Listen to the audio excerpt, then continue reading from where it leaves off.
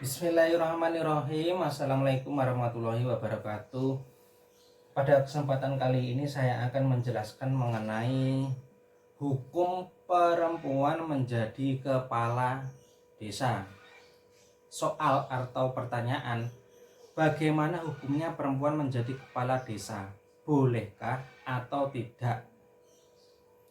Jawabannya, sebenarnya mencalonkan seorang perempuan untuk pilihan kepala desa itu tidak boleh, kecuali dalam keadaan memaksa, sebab disamakan dengan tidak bolehnya orang perempuan menjadi seorang hakim.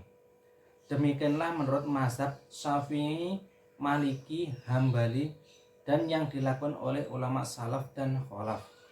Salaf ini adalah ulama yang terdahulu dan kholaf ini adalah ulama yang sekarang atau modern.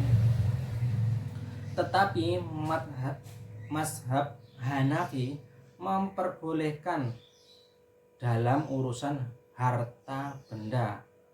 Mungkin ini bisa dikiaskan menjadi profesi bidang keuangan ya, atau finansial. Sedang Imam Ibnu Jarir memperbolehkan dalam segala urusan dari apa saja. Keterangannya dari kitab Bidayatul Mujtahidin, yaitu karangan Ibnu Rus tahun 2006, juz 2 halaman 707. Wa kadzalika talafu fi istirati dzukurati faqala jumhuru hiya syartu fi sihhatil hukmi wa qala Abu Hanifah yajuzu an takunal mar'atu fadhiyan fil amwali qala Tabari yajuzu an takuna hakiman ngalal itlaqi fi kulli syai' qala Abdul Wahhabi wala a'lamu bainahum ikhtilafan fistirati khuriyah famarradda fado al-mar'ati sabbahahu biqada'i imamatil kubra wa qasyaha aidan ngalal abadi li nuqsani hurmatiha wa man ajaza hukmaha fil amwali fatasbiha bi jawazi syahadatiha fil amwali wa man ra'a hukmaha nadifan fi kulli syai' qala inal asla wa kullu ma yata'atta minhul faslu bainan nasi fa hukmuhu jaizun illa ma khassasahul ijma'u minal imamatil kubra wa amma istiratul khuriyati fala khilafa fih.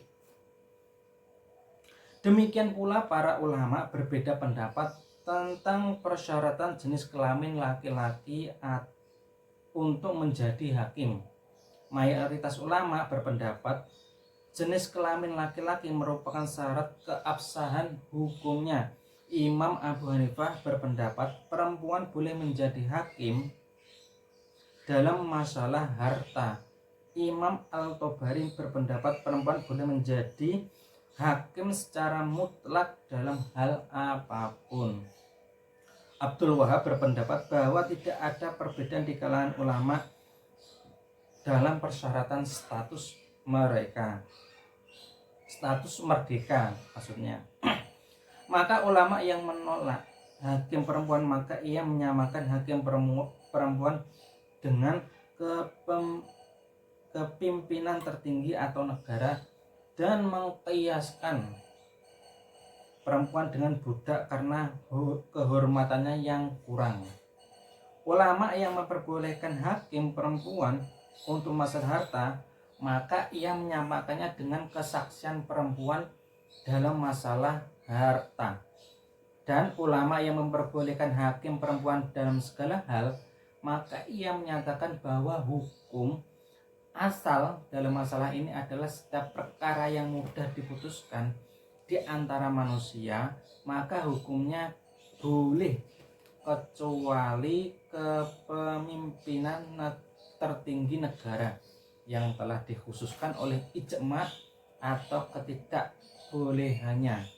Sedangkan persyaratan merdeka maka tidak ada khilaf di dalamnya. Keterangan dalam kitab Al-Mizan Al-Kubra yaitu karangan Abdul Wahab Al-Sya'rani, yaitu cetakan ke-1 juz 2 halaman 189. Wa min dalikal qaulu a'immati salasati annahu la yashihu tauliyatul mar'ati qada'a ma qauli Abi Hanifata annahu yashihu an takuna qadiyata fi kulli syai'in tuqbalu fi syahadatun nisa wa indahu anna syahadatun nisa'i tuqbalu fi kulli syai'in illa hududa wal jaraha fa innaha la tuqbalu indahu wa ma qauli Muhammad ibn al-Hariri Tabarri yashihu an takuna al-mar'atu qadiyata fi kulli syai'. Fal awalu musaddadun alaihi jaras salaful wal khalaf wasyani fi tahfifu wa thalithu mukhaffafu faraja'al amru ila martabatayil mizan wa wajhu sani wa salisi in faslal khusumati min babi amril mil ma'rufi wa nahyi anil munkari wa lam yastaritu fi dzalika dzukurah fa innal muawala ala syari'atil mutahhirati sabitati fil hukmi la al hakimi biha waqad qala Muhammad sallallahu alaihi wasallam la yufliha qaumu walau amrahumul mar'ah. Qala dzalika lama wala jama'atun malika kisra natahu mim badil mulka. Waqad ajma'a ahlul kasfi ala istirati dzukurati fi kulli dhan ilallah walam yablugna inna hadzan min nisa'i salafi sholih tasaddarat bitarbiyatil muridina abadal linakshin nisa'i fi darajah wa in waratul kamalu fi ba'dihinna karo kamar yamabnati mimrana wa asyiyata ra'ati fir'aun wadhalika kamalum binisbati taqwa wa dini labisi labin nisbati li hukmi bainan nasi wasalikihim fi maqamati wilayah. Termasuk yang diperselisihkan para ulama adalah pendapat Imam Salasah, yaitu pendapat Imam 3, yaitu Imam Malik, Imam Syafi'i, dan Imam Hambali, yaitu sungguh seorang perempuan tidak sah menangani keputusan hukum dengan pendapat keputusan hukum. Dengan pendapat Abu Hanifah, yaitu sungguh perempuan itu sah menjadi hakim dalam segala hal yang di dalamnya kesaksian perempuan diterima. Menurut beliau, kesaksian wanita itu bisa diterima dalam segala hal kecuali yang berkaitan dengan masalah hukum had dan kejahatan atau kekerasan fisik. Begitu pula dengan pendapat Muhammad Ibnu Jarir Al-Tabari yang menyatakan keabsahan perempuan menjadi hakim dalam hal apapun. Pendapat pertama merupakan pendapat ketat, dan pendapat inilah yang berlaku bagi ulama salaf dan khalaf. Dalam pendapat kedua terdapat keringanan, dan pendapat ketiga merupakan pendapat yang sangat ringan. Argumen pendapat kedua dan ketiga adalah bahwa sungguh setiap penentuan hukum atas perseteruan itu termasuk bab amar ma'ruf nahi mungkar, yaitu menyuruh kebaikan dan melarang kemungkaran atau keburukan. Dalam hal ini para tidak mensyaratkan jenis lelaki, para ulama maksudnya.